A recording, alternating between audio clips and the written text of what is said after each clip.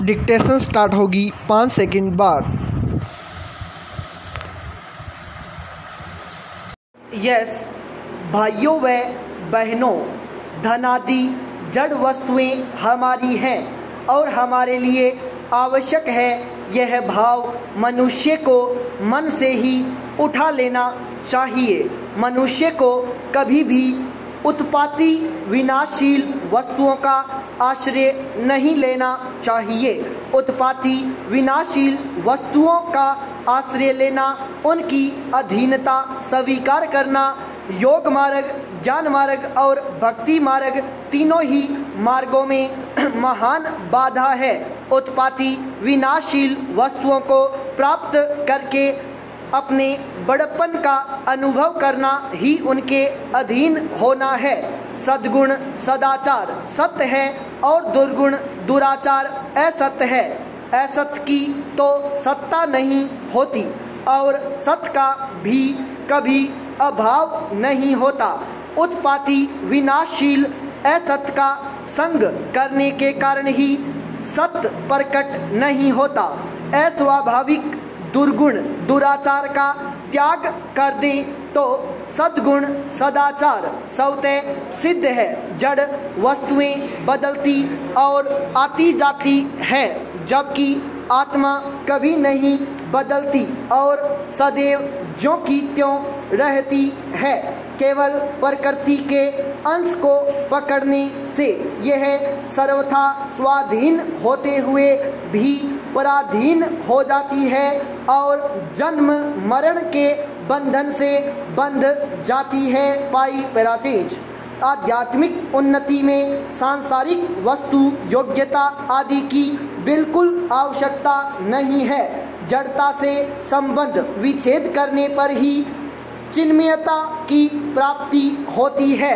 वास्तव में चाहे धनवान हो या निर्धन, मन से धन की इच्छा का त्याग करने पर दोनों समान हैं। मनुष्य शरीर मिलने के बाद मनुष्य सांसारिक पदार्थों से निराश हो सकता है, क्योंकि संसार की कोई भी वस्तु किसी को बराबर मात्रा में और पूर्ण रूप से नहीं मिलती, परंतु सर्वत्र परिपूर्ण परमात्मा तत्व सभी को समान रूप से और पूरे के पूरे मिलते हैं। इसलिए परमात्मा तत्व की प्राप्ति से निराश होने का कोई स्थान नहीं है। मनुष्य शरीर मिल गया तो परमात्मा तत्व की प्राप्ति का अधिकार भी मिल गया। संसार को अपना मानते ही मनुष्य फंस जाता है और तरह तरह के दुख भोगता है। मनुष्य को चाहिए कि शरीर को संसार की सेवा में अर्पण कर दे और स्वयं को परमात्मा को अर्पण कर दे। अपने लिए कुछ करना है ही नहीं और अपने लिए कोई वस्तु है ही नहीं, ऐसा अनुभव होते ही संसार संबंध विच्छेद हो जाता है। यही कर्म योग है। संसार की किसी भी वस्तु से मनुष्य का संबंध नहीं है। समय होते ही वह यहाँ से चल देता है। एक दिन सब वस्तुओं को ज्यों का त्यों छोड़ कर जाना पड़ेगा। सब की सब वस्तुएं यहीं पड़ी रह जाएंगी। यह शरीर भी यहीं रह जाएगा। इसलिए जब तक संसार में रहना है तब तक निष्काम भाव से दूसरों की सेवा करनी है। जब जाएंगे तब साथ कुछ ले नहीं जाएंगे। मनुष्य को चाहिए कि वह अपने लक्ष्य का निर्णय कर ले और लक्ष्य वह रहे जिसकी प्राप्ति के बाद कुछ भी करना, जानना और पाना शेष न रहे। इसी को भगवान प्राप्ति कहते हैं। मनुष्य को दृढ़तापूर्वक यह मान लेना चाहिए कि ये उत्पन्न और नष्ट होने वाली वस्तुएं मेरी नहीं है। पाई पैरासेज। भाइयों व बहनों, मेरा तो केवल भगवान ही है। परमात्मा के सिवा सब कुछ पर है। पर के अधीन होना पराधीनता है। उपयोग इतना ही है कि पराधीनता को त्याग दें, अर्थात संसार से अपना संबंध विच्छेद करके जो निरंतर हमें छोड़ता चला जा रहा है उसी को छोड़ना है।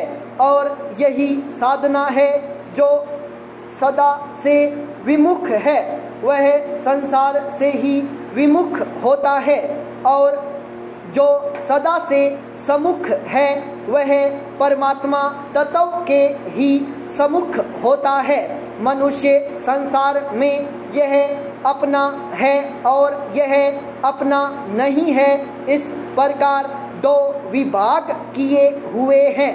वह जिसे अपना मानता है उसी की चिंता उसे होती है, और जिसे अपना नहीं मानता वह धराशायी हो जाता तो भी उसकी चिंता नहीं होती। तो चिंता अपने पण की होती है। असत में जो आकर्षण और प्रियता है वह आसक्ति कहलाती है। वही आकर्षण भगवान में हो जाए तो उसे भक्ति या प्रेम कहते हैं। धन में, भोग में, परिवार आदि में जो हमारा खिंचाव है वह खिंचाव भगवान की तरफ होते ही भक्ति हो जाती है।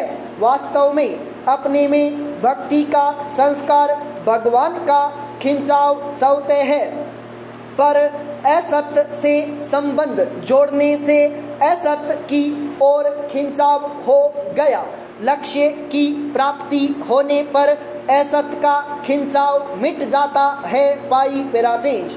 मनुष्य का कल्याण किसी परिस्थिति के अधीन नहीं है, अधीन उसके सदुपयोग में है।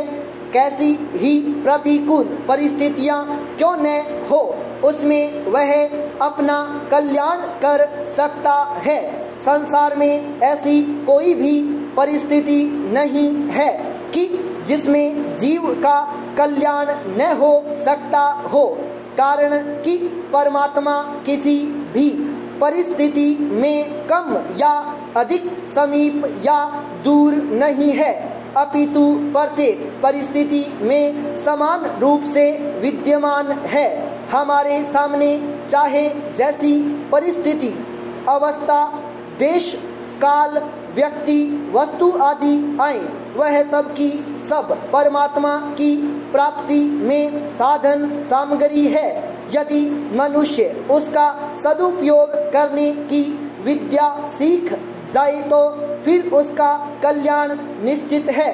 प्रतिकूल से प्रतिकूल परिस्थिति आ जाए तो उसके एक तो पापों का नाश होता है और एक नया विकास होता है, परंतु दुख से दुखी होने पर विकास रुक जाता है।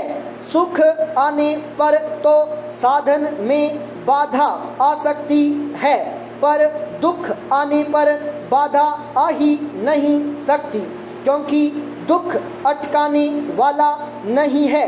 इसलिए सुख आए या दुख, नफा हो या घाटा, बीमारी आए या स्वस्थता, आदर हो या निरादर, प्रशंसा हो या निंदा, प्रत्येक परिस्थिति में मनुष्य को समान रहना चाहिए। ऐसा सुख आ जाए, इतना नफा हो जाए, ऐसी प्रशंसा हो जाए आदि की इच्छा रखने से वैसा तो होता नहीं, वह मुफ्त में दुख पाता रहता है।